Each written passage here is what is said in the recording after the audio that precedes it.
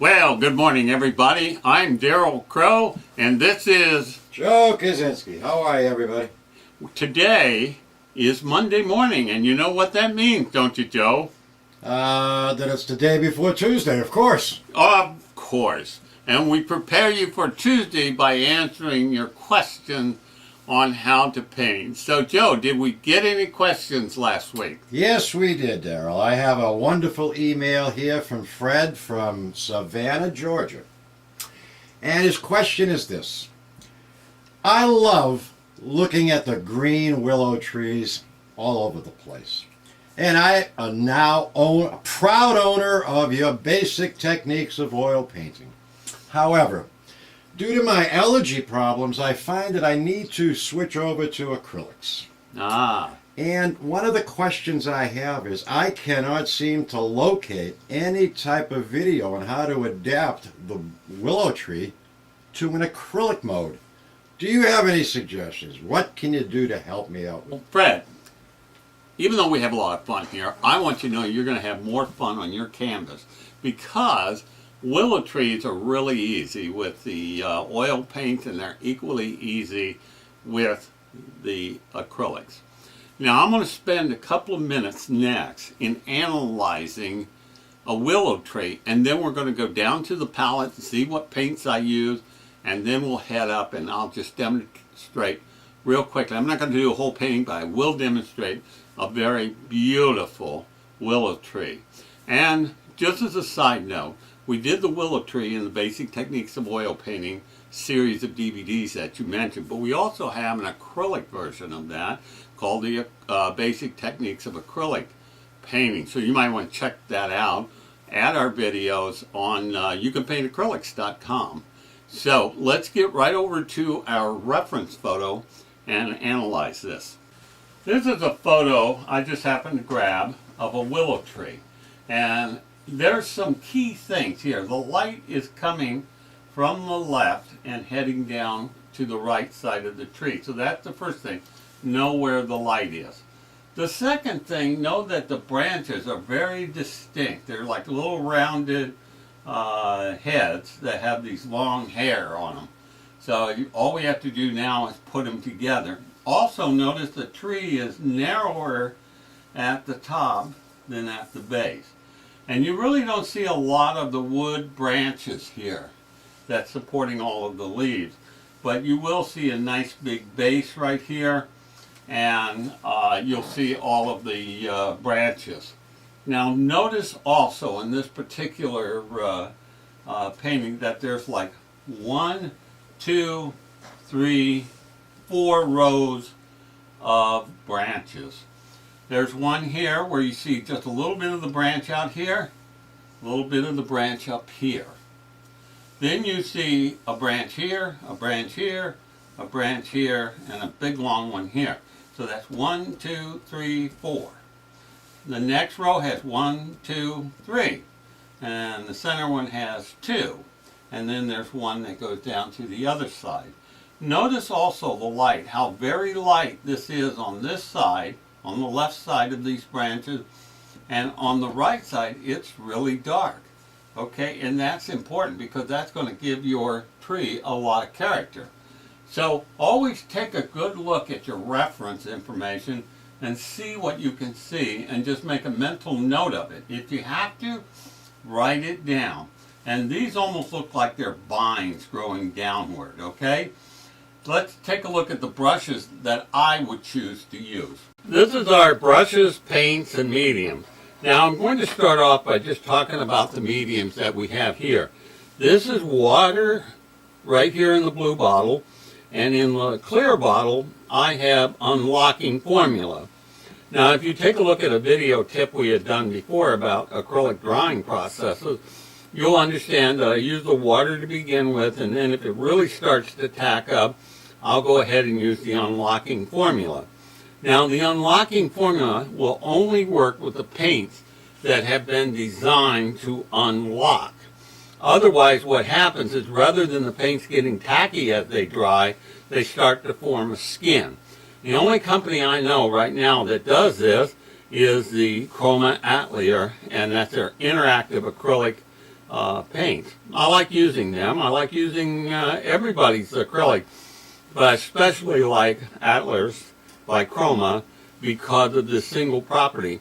That means I can keep my paints wet a very long time. I also have a little bit of just white gesso in liquid form just in case. Alright, this is the unlocking formula. I'll just set that over there, and I'll sit out the mediums that I use quite a bit. Now, as far as paint colors, I have some Prussian blue in case I want to darken it up. I have some titanium white, some Van Dyke brown, burnt sienna, Payne's gray, sap green, and cad yellow light. Now, if you'll notice the setup, what I have here is a paper palette in a stay palette container. And so I'll use this to store the paints on and here to mix. Now, with the water, I'll spray the top of my paint, so that'll stop the evaporation and keep the paints really wet. Now, what's nice is that when the water strikes the paper towel, it will soak up underneath and replenish the water that's underneath the paint, as well as putting a light film of water on top of the paint to constantly stop the evaporation and to keep your paints wet. And then again, this will all be mixed right here. Now, this paper towel, if you see that I press it, see the water come out? What's happening is I soaked this paper towel, just dunked it into a bunch of water, and then I went ahead and put the paints on top. Okay, it's a sheet of paper towel folded into quarters. Along this, I've taken a kitchen sink, or not a sink, but a kitchen drawer utility for storing forks or knives, and I use that as a water for temporarily holding my paint brushes. I'm going to be using both a flat and a filbert. Now, I have two different sizes of filbert. This is about a 3/4 of an inch, and this is about an inch. Okay, and this is bristle, and this is synthetic. I will use this for the very, very long branches that you see on a willow tree. To begin with, I need to put in the bark. So I'll start off by loading up the dark burnt umber right onto my brush, just like that, just pulling a little bit of color. Let's go up to the canvas. I'm putting the bark in right here. Now, this is the tree trunk, okay? And I want a nice solid tree trunk. And down here we have the water and the bank, which we haven't painted in yet. Like I said before, I'm just going to show you how to do that. So let's just put in a little bit. Okay, and there it is. Now, keep this water bottle, this fine mist spray, close so you can just go ahead and keep it wet. Now, I have a lot of lights on in my studio, so we're like 10 gazillion watts of power on this, and you'll see that it still will do very well. Now, I'm going to take a little bit of the burnt sienna, and we'll come right up.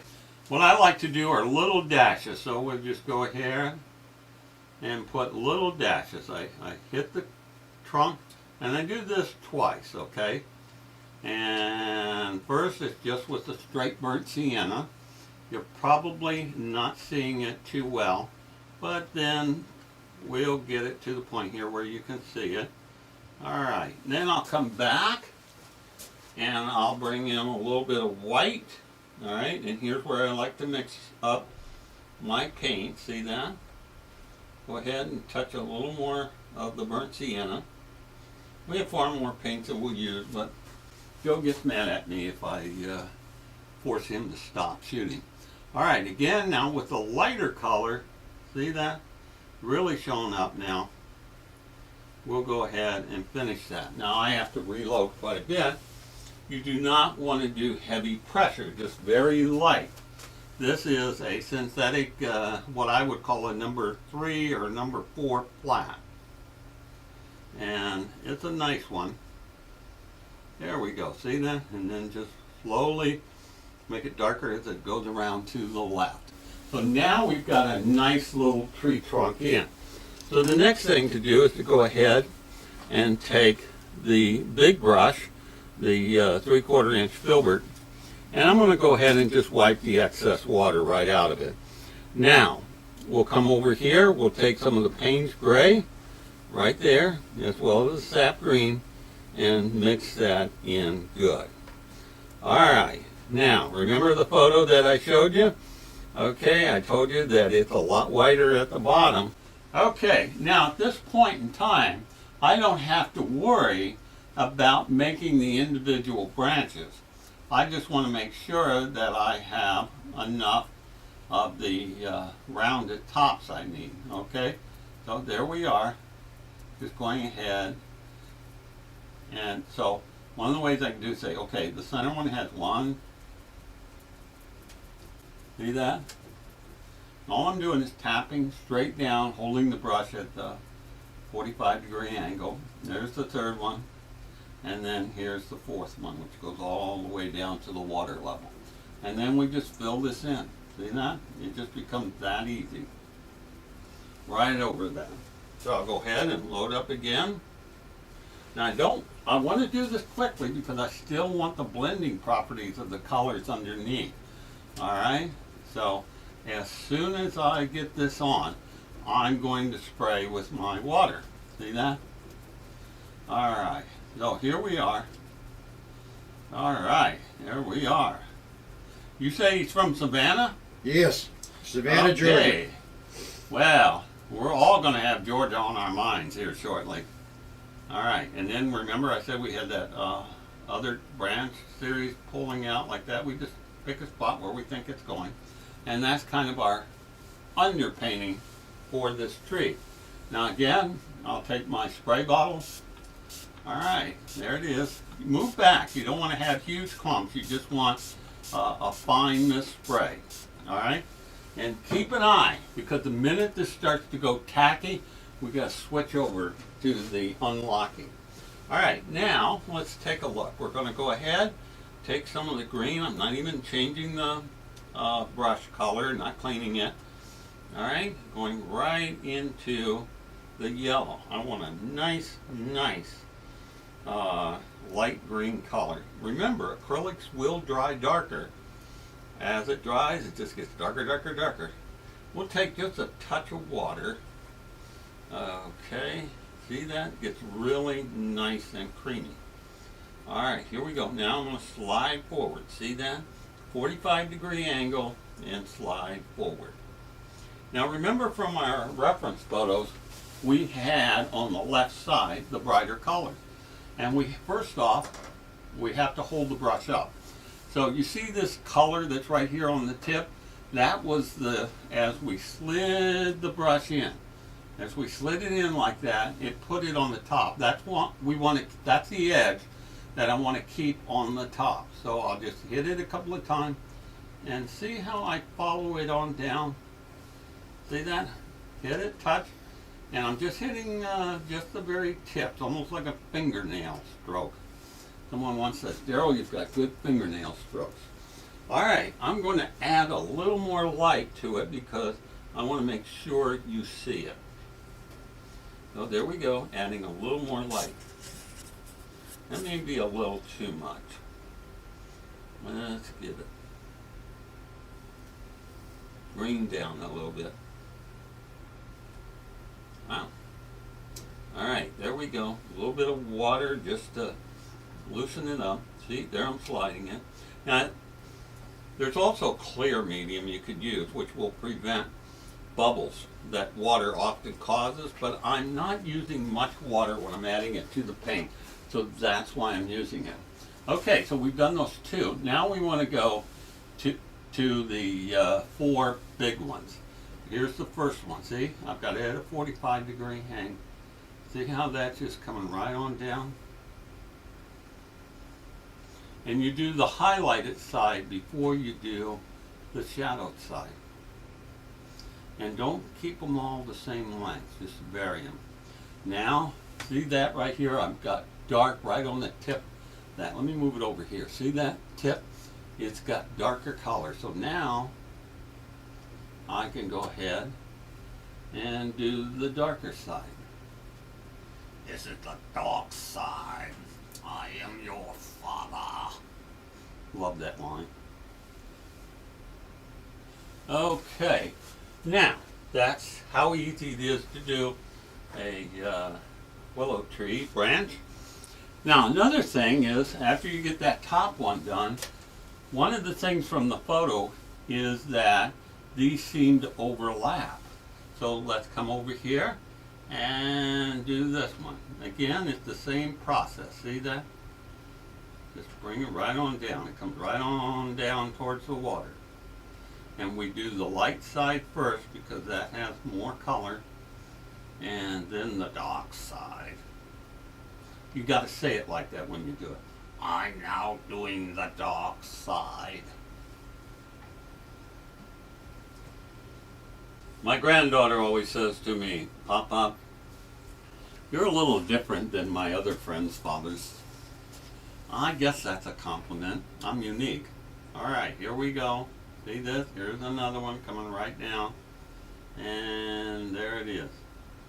Now, one of the nice things about acrylics is it's easy to come back over and later on brighten up things, because we know that these colors will go ahead and dry just a little bit darker than we want.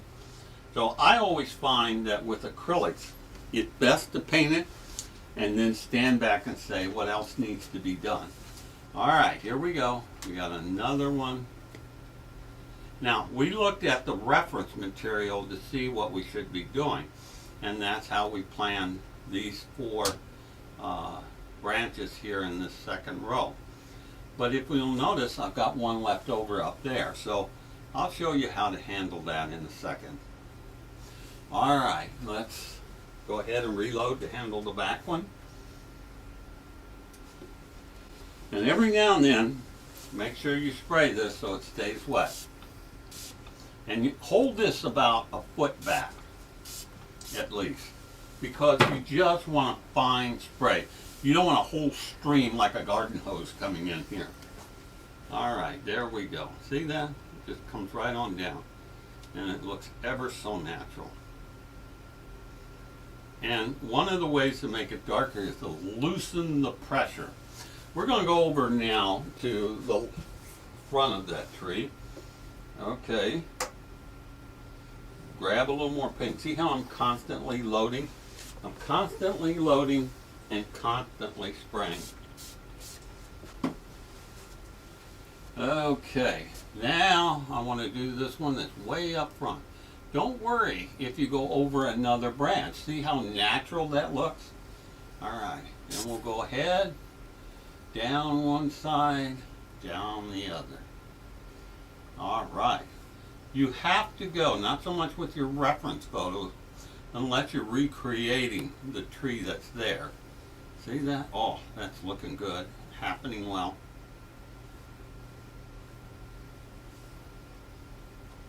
Alright. Now, if you'll remember, I told you there were a couple rows on the right side. Let's do those. Now, go ahead and just load up a little bit. Let's come over here. Now, this is going to be darker on this side. We're not going to see so much the bright as maybe just a, see, there it is, just a thin line. So when you get there, feel free to add just a tip. See, you got to keep all this sprayed just to keep it wet. Now, I have a little extra challenge because Joe insists on having lights. He doesn't think that dark demos work well. And I said, oh yeah, they do because I'm the dark side. But you know, he doesn't listen to me. And he's not paid to listen to me, he's paid to do what's right. Alright, here we go. See the dark side? Alrighty.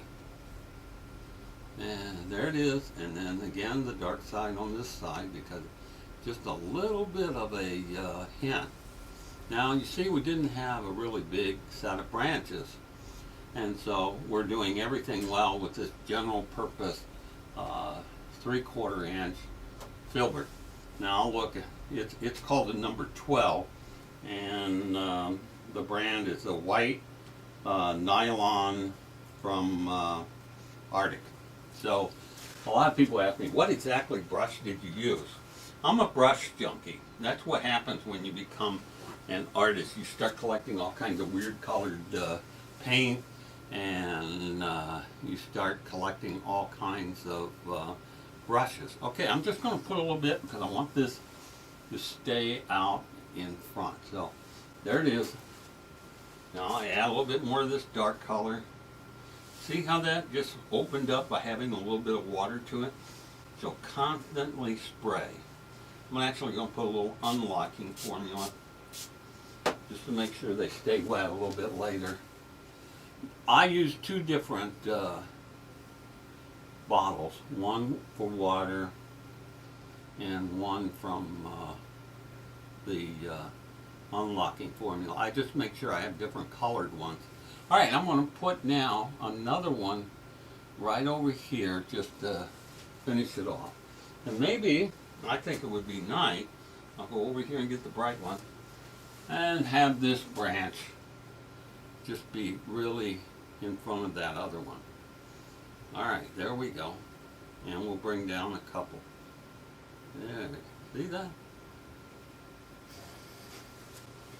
And then, go ahead, get the darker, not dark side. I'm going to get a lot of notes about the dark side here. My daughter said, there's something very seriously wrong with you, Dad, to like the dark side. And she's right, I'm sure. Okay, let's stand back and see what we have. Well, Fred, I believe you're just going to go to town now painting willow trees.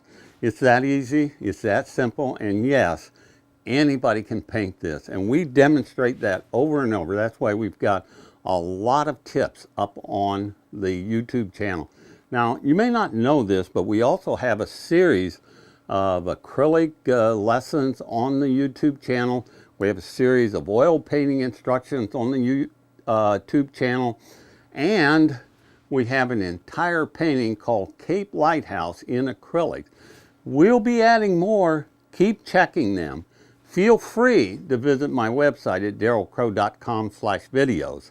And there we offer a full 60-day free lessons that covers just about everything I do, because I want you to know without a doubt, if you have any interest, any curiosity, any desire, all you got to have is a want to, and you'll be able to paint.